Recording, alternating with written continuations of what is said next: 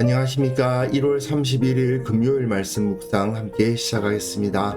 명절도 끝났고 이제 새로운 마음으로 새 힘을 얻어서 주님의 일을 감당하시는 귀한 성도님들 다 되시기를 기도합니다. 오늘 본문은 빌레몬서 1장 15절에서부터 25절 마지막 본문이고요. 통독하실 말씀은 레위기 1장에서부터 4장까지 말씀입니다. 1호를 마무리하는 오늘 본문으로 바울이 어떻게 예수님의 마음을 가지고 예수님의 모습을 실천했는가를 살펴볼 수 있을 것 같습니다. 먼저 말씀을 보시고 묵상 이어나가도록 하겠습니다. 아마 그가 잠시 떠나게 된 것은 너로 하여금 그를 영원히 두게 함이리니 이후로는 종과 같이 대하지 아니하고 종 이상으로 곧 사랑받는 형제로 둘 자라.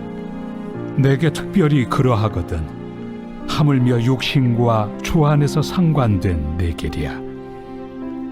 그러므로 내가 나를 동역자로 알진대 그를 영접하기를 내게 하듯 하고 그가 만일 내게 불의를 하였거나 내게 빚진 것이 있으면 그것을 내 앞으로 계산하라.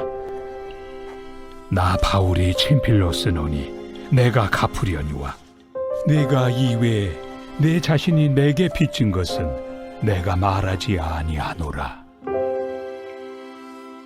오 형제여, 나로 주 안에서 너로 말미암아 기쁨을 얻게 하고 내 마음이 그리스도 안에서 평안하게 하라. 나는 네가 순종할 것을 확신함으로 내게 썼노니 내가 말한 것보다 더 행할 줄을 아노라. 오직 너는 나를 위하여 숙소를 마련하라. 너희 기도로 내가 너희에게 나아갈 수 있기를 바라노라. 그리스도 예수 안에서 나와 함께 갇힌 자 에바브라와 또한 나의 동역자 마가, 아리스다고, 데마, 누가가 문안하느니라. 우리 주 예수 그리스도의 은혜가 너희 심령과 함께 있을지어다.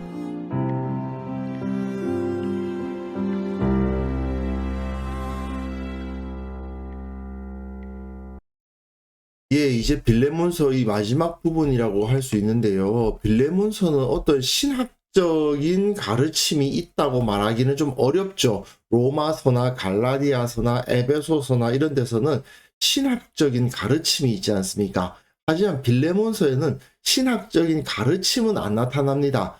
다만 바울의 모습을 통해서 예수님처럼 산다는 것이 무엇인가가 상당히 인상적으로 드러나는 거예요. 15절과 16절이 빌레몬서 전체를 규정하는 부분이라고 해도 될 정도로 중요한 부분인데요. 이것을 통해서 오네시모가 빌레몬의 종이 아니라 무익한 종이 아니라 유익한 형제가 되었음이 선언이 되고, 그리고 그로 생기는 모든 문제, 그렇게 하기 위해서 필요한 모든 죗값이라든지 그런 것은 바울이 대신 다 떠안겠다, 이런 말이 주어지고 있거든요. 그러니까 죄인된 우리가 하나님의 자녀가 될 때에 예수님께서 우리의 모든 죗값을 떠안으시잖아요. 그 모습과 똑같이 오네시모가 빌레몬의 형제가 될 때에 바울이 오네시모의 죗값을 떠안는 모습을 오늘 본문에서 보여주고 있는 것이죠. 아마 그가 잠시 떠나게 된 것은 도망간 걸 말하는 거죠. 너로 하여금 그를 영원히 두게 함이라 되어 있는데, 영원히 둔다 할 때 이 둔다라는 말이 뭐냐면 아페코입니다. 근데 헬라어에서 에코 동사가 가지다, 영어의 have에 해당되는 단어거든요. 그러니까 많이 쓰이는 단어인데 여기에 아포라는 접두어가 붙은 겁니다. 그러니까 강조하는 의미를 가지게 되는 거예요. 가지는데 어느 정도로 가지느냐? 완전히 가진다, 그런 의미거든요. 그래서 영원히 둔다, 영원히 완전한 소유가 된다, 그런 의미인데, 원래 오네시모는 빌레몬의 종이었으니까 빌레몬의 소유 아니었습니까? 그러니까 빌레몬이 오네시모를 에코하는 거죠. 하지만 이제는 오네시모가 무익한 종으로서가 아니라 유익한 형제로서 옴으로 인해서 에코하는 것이 아니라 아페코하게 된 겁니다. 영원히 가질 수 있게 됐다. 종일 때에는 팔아버린다든지 아니면 도망간다든지 하는 등등의 여러 가지 문제 때문에 이 종을 잃어버릴 수도 있는 존재이지만 이제는 주님 안에서 형제가 되었으니 완벽하게 떨어질 수 없는 영원히 소유하는 그런 역사가 일어났다는 거죠. 그러니까 너는 오네시모를 잃어버린 것 같았지만 오히려 절대로 잃어버릴 수 없는 대상이 되어서 돌아왔다라고 말해주고 있는 거죠. 그래서 이후로는 종과 같이 대하지 아니하고 종 이상으로 곧 사랑받는 형제로 둘 자라. 이제는 이 사람은 종이 아니다라고 말하는 겁니다. 그렇다고 해서 오네시모가 빌레몬의 종이 아니다라는 식으로 노예 문서를 잘라버려라 이런 이야기를 하는 건 아니에요. 사회적으로는 분명히 오네시모가 빌레몬의 종으로 보였을 거예요. 하지만 종과 같이 대하지 않는 사람이 된 겁니다. 종임에도 불구하고 내게 특별히 그러하거든 바울에게는 더 이상 오네시모가 종으로 보이지 않겠죠. 그런데 하물며 육신과 주 안에서 상관된 너에게랴. 너는 나하고 함께 상관된 온전히 한 몸이나 다름이 없지 않느냐 그 말입니다. 이거는 지금 바울이 예수님의 자리에서 빌레몬에게 말하고 있는 거나 다름이 없는 거예요. 우리가 예수님과 함께 연합해서 하나가 되지 않았습니까? 바울은 지금 빌레몬 당신과 나는 주님 안에서 하나가 되었습니다 라고 말하는 거예요. 그러니 오네시모가 나에게는 형제요 내 신복인데 내 생명과도 같은 존재인데 당신하고 나도 하나이니 오네시모를 그렇게 봐야 되지 않겠냐 그런 얘기죠.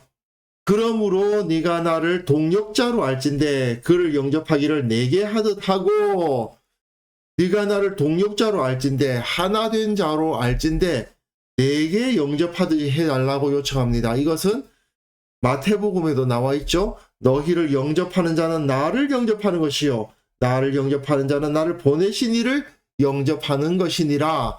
예수님께서 예수님의 제자를 영접할 때에 그가 예수님을 영접하는 것과 같다고 말씀하셨던 그 원리가 그대로 여기서 나타나고 있는 겁니다. 그가 만일 내게 불의를 하였거나 내게 빚진 것이 있으면 그것을 내 앞으로 계산하라. 나 바울이 친필로 쓰노니 내가 갚으려니와 되어 있거든요. 내 앞으로 계산하라 내가 갚겠다 이렇게 말하고 있는데 이것은 이 당시에 어음이라고 있습니다. 요즘 젊은 분들은 어음이 뭔지 아마 모르실 것 같은데요. 어음이라고 내가 이 사람으로부터 물건을 받았고 그리고 그 물건에 대한 대금을 나중에 주겠다라고 하는 약속 증권이라고 할 수 있는데 이 어음은 다른 사람으로부터 받을 수도 있어요. 왜냐하면 A란 사람이 B란 사람에게 빚을 졌고 B란 사람이 C란 사람에게 빚을 졌을 때 C가 B에게 갚고 A에게 갚고 그런 과정을 거칠 거 없이 C가 바로 A에게 갚을 수 있는 거거든요. 그런 상황에 있을 때 이 어음이라는 것이 돌아가면서 사용이 됐는데 이 어음에서 내가 이 돈을 반드시 갚겠습니다 라고 쓰고 서명을 합니다. 그때 사용하는 단어가 바로 이 엘로케오라는 단어입니다. 어음에서 쓰는 단어예요. 그러니까 만약에 빌레몬 당신이 오네시모 때문에 손해본 것이 있으면 내가 대신 갚겠다라고 말하는 겁니다. 이것은 우리가 하나님 앞에 범죄했을 때에 예수님께서 그 죄를 대신 갚아주셨잖아요. 십자가를 통해서 우리의 죄를 갚아주신 예수님의 모습과도 같죠. 내가 이 사람을 위해서 죄를 갚겠다. 네가 이 외에 내 자신이 내게 빚진 것은 내가 말하지 아니하노라. 그런데 빌레몬 당신이 나에게 빚진 것에 대해서는 나는 받을 생각이 없다. 이렇게 말하면 빌레몬 입장에서는 정말 오네시모를 용서해 주지 않을 수가 없게 만들어 버리는 거긴 한데요. 바울의 모습에서는 예수님의 모습이 사실은 나타나는 겁니다. 제자들이 예수님께 잘못한 것에 대해서 예수님께서 뭔가를 청구하신 적이 없습니다. 하지만 제자들이 잘못한 것에 대해서는 예수님께서 그 값을 대신 내주시는 분이잖아요. 그러다 보니까 바울의 말은 예수님께서 보여주셨던 그 모습을 그대로 나타내고 있는 것이라고 할 수 있죠. 오 형제여, 나로 주 안에서 너로 말미암아 기쁨을 얻게 하고 내 마음이 그리스도 안에서 평안하게 하라. 이러한 일들이 일어났을 때 기쁨과 평안이 일어나게 된다, 그 말입니다. 이렇게 예수님의 모습으로 서로를 사랑하고 서로를 용서하고 갚아주는 모습을 보였을 때에 그 가운데 기쁨과 평안이 나타난다는 것은 어떻게 보면 당연한 것이라고 할 수 있겠습니다. 지금까지 봤을 때 바울이 노예 제도를 정면으로 부인하면서 그걸 뒤엎으려고 했느냐? 그건 전혀 아닙니다. 오히려 안 돌려보내도 될 것 같은 도망친 종을 주인에게로 돌려보내고 있으니 적극적으로 노예 제도에 순응하는 것이나 다름없지 않은가? 그냥 오네시모를 로마에서 만났으니까 에베소나 골로새에 있었을 빌레몬에게 굳이 보내야 할 필요가 없잖아요. 그런데도 굳이 보내서 그로부터 용서를 받고 주인과 종의 관계에 들어가게 하는 겁니다. 하지만 종이지만 종이 아닌 관계, 종이지만 형제의 관계가 되는 거죠. 이렇게 주인과 종의 관계를 영원한 형제의 관계로 재해석함으로써 결국 노예 제도를 무너뜨려 가고 있는 겁니다. 이거를 하기 위해서 바울은 자신을 빌레몬보다 낮은 자리에 두기를 서슴지 않았고요. 도망친 노예 오네시모를 자기 신복이라 형제라 부르기를 서슴지 않았습니다. 이게 바로 그리스도인들의 모습이고 예수님의 모습을 따르는 자들이 해야 할 일이라는 거죠. 나는 네가 순종할 것을 확신함으로 내게 썼노니 내가 말한 것보다 더 행할 줄을 아노라. 바울은 결국 이 모든 요청이 쓸데없는 걱정이었기를 바라면서 이렇게 말을 마치고 있습니다. 네가 더 순종하겠지. 내가 지금 이런 요청을 했는데 사실 빌레몬 당신은 내가 기대했던 것보다 더 신실하고 더 사랑이 많은 사람 아니냐. 그러니까 내가 쓸데없는 걱정을 한 것이길 바란다. 이런 말을 쓰고 있는 거고요. 오직 너는 나를 위하여 숙소를 마련하라. 이 말도 참 재미있는 표현입니다. 지금 바울은 로마에 갇혀 있잖아요. 그런데 실제로 거기서 나올 수 있을지 없을지를 알 수가 없는 상황 아닙니까? 그럼에도 불구하고 빌레몬에게 나를 위하여 숙소를 마련하라. 내가 거기 가서 잠깐 머물 수 있는 자리가 있었으면 좋겠습니다. 그 말인데 마치 바울이 예수님처럼 그곳에 재림할 모습을 보여주고 있는 거죠.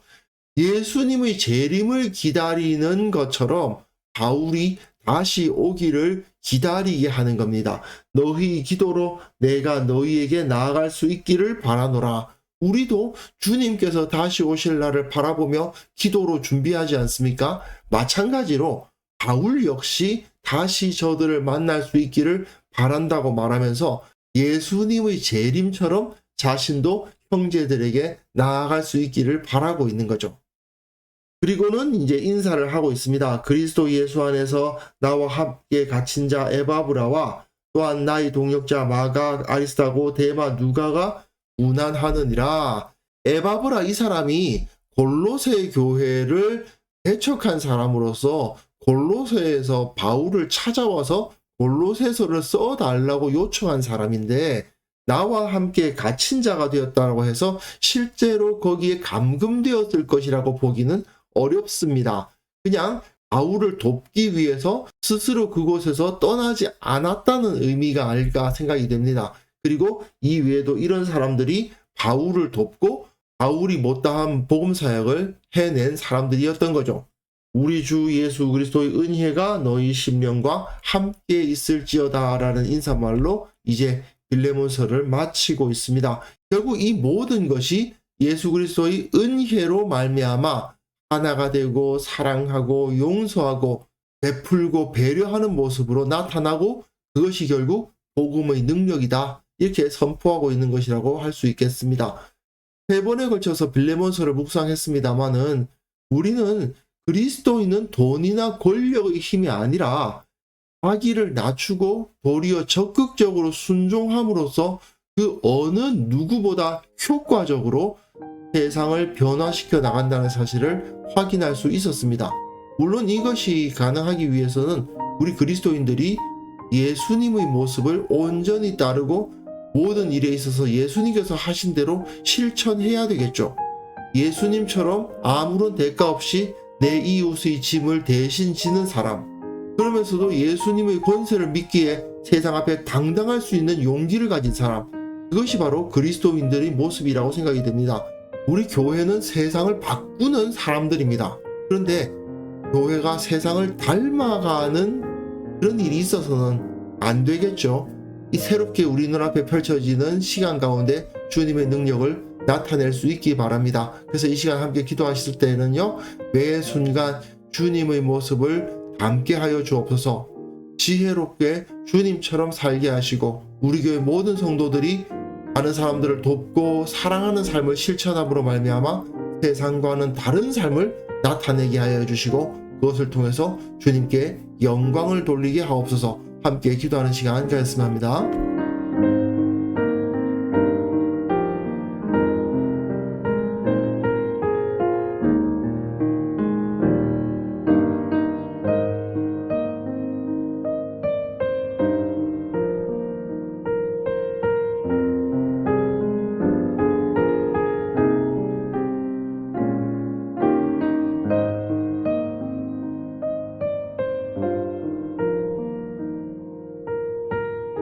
하나님 아버지, 우리가 매 순간 예수님의 모습을 담기 위해 최선을 다하는 자들이 되게 하여 주옵소서. 지혜를 주옵소서. 예수님은 이럴 때 어떻게 하셨는가를 생각하는 자가 되게 하여 주옵소서. 우리 교회의 모든 성도들이 다른 사람들을 돕기를 기뻐하게 하시고 사랑하게 하시고 그 모든 삶을 통해서 세상과는 다른 삶을 살아가게 하옵소서. 주님께 영광을 돌리는 자가 되게 하여 주옵소서. 그 모든 것이 하나님의 능력을 나타내는 일이 되게 하여 주옵소서. 한국 교회를 위해서 기도합니다. 한국 교회가 이 땅의 모든 혼란과 불안을 제거하는 역할을 감당할 수 있도록 도와주시고 세상 사람들이 한국 교회의 모습을 통해서 예수님의 모습을 발견하는 역사가 일어나게 하여 주옵소서. 하나님 아버지, 오늘 하루 살아가는 그 모든 삶 가운데서 우리를 붙잡아 주시고 새로운 마음으로 새로운 힘을 가지고 세상에 나아갈 수 있기를 원합니다. 세상을 변화시켜야 한다는 사실, 우리가 세상과는 다르게 살아야 한다는 사실을 절대로 잊지 않는 의미 있는 하루를 보낼 수 있도록 우리를 붙들어 주옵소서. 우리의 기도에 응답하여 주시고 우리 마음속에 용기를 허락하여 주시고 두려워하지 않도록 도와주시고 주님의 말씀이 생각나게 하시고 그것을 통해서 세상 가운데 주님의 영광 나타내는 자가 되게 하여 주옵소서. 감사드렸고 예수님의 이름으로 기도합니다. 아멘.